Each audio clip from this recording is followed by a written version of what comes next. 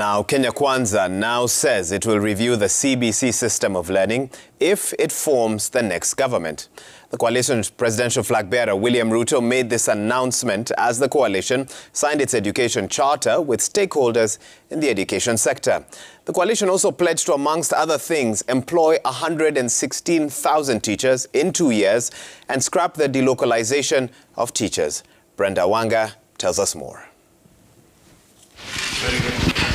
In what seems to be an about turn on earlier opposition to the CBC system, Kenya Kwanza now says it not only supports the new curriculum, but wants to better it if it wins the election. It's time to review, in accordance with UNESCO recommendations, the CBC program, so that the issues that have been identified by teachers, by parents, by students, and other stakeholders can be subjected to a robust public conversation.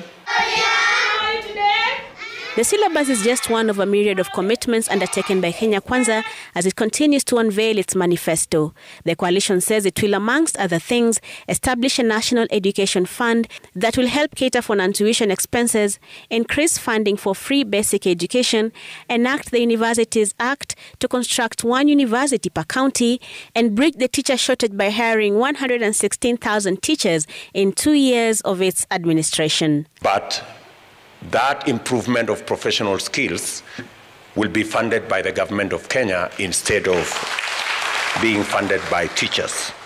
Kenya Kwanza further says it will lessen the financial burden for learning institutions by instituting special lower rates for utilities like water, power, and internet for learning institutions. It will scrap the delocalization of teachers' programs and incentivize those teachers who volunteer to teach in areas outside their localities, support teacher training in marginalized areas, and provide free sanitary towels for girls in schools. Our suggestion is that we need to double the number of students benefiting from bursaries, children living with disability. Stakeholders also want the Kenya Kwanza government to work at bettering industrial relations between teachers and their employers. A good teacher and a teacher that is going to deliver the curriculum the way it is must be happy, must be healthy. It would be important to look at how do we enumerate them. The Commission has abandoned its role as a good employer and behaves like a bad policeman. The alliance also says it will increase the number of vocational, TVETs and universities across the country, besides ensuring that the youth are enabled to get requisite skills. We will continue to focus and we shall improve on the utilization of resources so that our children, who are the bedrock of what we want to achieve, whether industrialization or whatever, that they are properly educated.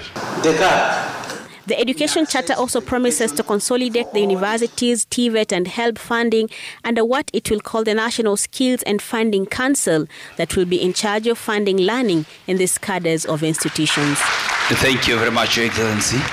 The Kenya Kwanza Alliance is laying the success of the bottom-up economic model to getting it right in the education sector, and it says that this is one of the areas it will be focusing its energies on if and when it forms the next government. Brenda Wanga, Citizen TV, Nairobi.